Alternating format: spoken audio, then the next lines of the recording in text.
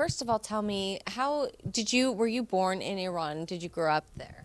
Yes, I was born in Iran back in early 80s, and I did my pretty much most of my studies there up to my master's degree in Iran, and then I moved to the US for my PhD, and later on I became a professor at Chico State. What was life like for you growing up there and getting your early education in terms of, your own political freedoms and, yeah, I mean, just give me kind of an overview about daily life. So pretty much I was born very close right after the revolution happened. And that was a very turbulent time for the country. The people were so much focused on changing their existing regime at the time that they were not really thinking through what they are going to replace it with. Okay. And when I was a kid, it was interesting. It was like we went to these schools. The schools were, separated, boys and girls, different schools, and pretty much all through the university. And then at the university level, there is this national exam that you got to participate in. When I was born, it was actually the start of the Iran-Iraq war, where there was a time where there was so much encouragement towards having more kids. So I was among a generation that we were always competing over, our resources, whatever we needed, because we were like this huge population bubble that we're going through school at the same time, we're going through the university at the same time. At my time, there were like maybe more than 1 million people trying to get into university, maybe only 10, 15% of them could. So there is this huge competition of a national exam for you to participate and be ranked among those top 10, 15% so that at least you can get in. Okay. So your family who is there now, is your parents, cousins, who do you know still living there? My parents are in Iran right now. My brother, he moved to the US a year before I did. He's also a professor at Penn State University. But most of my paternal side family, aunts, uncles, they're back in Iran. Yeah. So we hear things right now about people who are living there not having access to the internet, to get online, not access to information.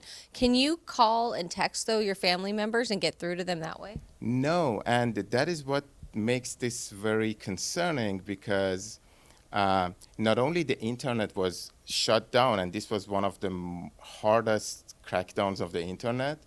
I haven't been able to hear from my family for over 10 days. And I'm hearing that there is also an internal shutdown of the communication. So even, landlines and mobile phones within the country is shut down and people can't communicate. And this has always been what the regime had done in order to prevent people to be able to communicate and organize. And especially post 2010, the Green Movement, they noticed that the flow of information can put them under a lot of pressure. And if they can shut down the internet and prevent, the images and the communication from happening, they can just crack down very brutally on any protests without being accountable at all. So the people who are in power right now, were they placed there by the people? Is there democracy to any extent?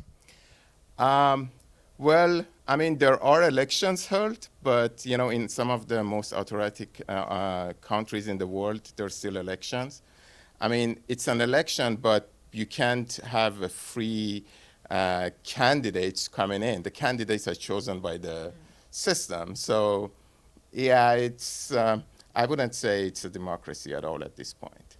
So before 10 days ago, you were able to communicate with your family and loved ones who are still in Iran. We know the protests started in December, and that really had to do with the value of money there crashing, right? Mm-hmm. So this time, so there has been many protests, especially over the last several years that happened. And this time it was mostly due to the economic collapse and devaluation of the national currency.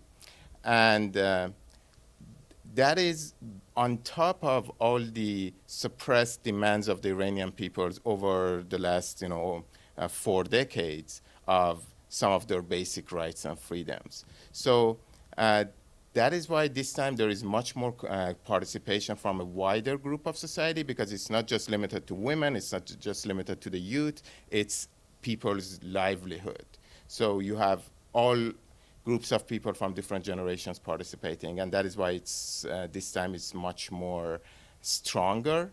And the regime's response has also been much harsher. So they have shut down the internet. They have already admitted that there have been thousands of deaths, which is very concerning because they tend to underreport the numbers. And if they say thousands, that is very concerning. And it has also done in a very brutal way in order to, stop these from happening. Yeah. So before you were cut off from communication, do you know if any of your family or friends, were they involved in the protests? Are the protesters the only ones at risk, or were just everyday people who were just trying to do their jobs also worried for their own safety and their lives? So in such an information void, we are not really knowing clearly what is happening. What we are hearing is just, hears and says from people that are saying things. And, my parents are, elderly, so they are retired. They are at home almost all of the time. So, but we are hearing that, the police goes inside people's homes to get access to the roofs and to be able to shoot at people. They don't stand anyone who resists, shows any sort of resistance. So that makes it very concerning because, you don't know, even if you are not directly involved as a protester, what happens if somebody the police comes to your door and say, we want to get on your roof, it's very scary. Are there any sort of misunderstandings, you think, with the way that what you're seeing reported here from American media versus what you know about what could be going on just based on your own personal connections? Are there any misconceptions that most people, they don't quite get? I feel the biggest misconception is misconception is making sure that people of the world understand there is this big difference between Iranian people and the Iranian regime. The Iranian regime is not at all a representative of Iranian people. Iranian people tend to be very moderate, tend to be very, very tolerable. The country is very diverse in terms of, ethnicities, religions, ideologies. They are not, I wouldn't say it's a religious country at all, especially having had experience with a religious regime. Actually, a lot of people who tended to be religious now tend to be a little bit, getting further or at least making it less political, unlike what the Iranian government does. Okay. So, and I think a lot of times what happens is there is a convolution between, in the media, it's like they talk about Iran and, they don't really make that distinction clear. And a lot of people may not understand that, the Iranian people are very different than what the images that are depicted from the Iranian government's actions. And that is why, when I came to the US, a lot of my friends, I have quite a few American friends, and a lot of them were surprised. It's like, wow, you guys are, open-minded, and we never expected, such, types of thoughts or perspectives emerge in that country. Mm-hmm. And that's why they get so much surprise or so friendly. I think that is something that the world should focus on, should make it clear. That also helps the Iranian people in order to be able to gain more power and to tell the world that these are not our representatives. So on that note, do you have hope or faith that the Iranian people will potentially be able to actually control their own lives in future? And do you think that when we have leaders from other countries kind of try to intervene, do you think that helps or hurts? Now it starts getting very complicated. What happens is the current government has all the military power. People are standing bare hand towards bullet. rights. So, at this point, this is not the first time. It has happened several times, and every time the government has totally cracked down.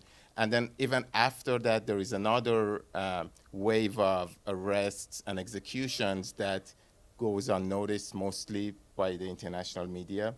Um, so the Iranian people, it's very difficult for them to just do it by themselves. They definitely need some international support. The form of that international support, how that happens, that is very complicated. That needs to be thought about, you know, and ensuring that at the same time, uh, the replacing government that comes in, it's not going to be worse than the current one. Yeah. That is what happened in the previous one, and we want to make sure that this time it doesn't happen. I think this time people are much more aware, mostly thanks to the internet, thanks to their very bad experience over the last, half a century with this government. So I think the people are there. They just need some room to be able to exercise their rights and make their choices. Okay. Thank you so much.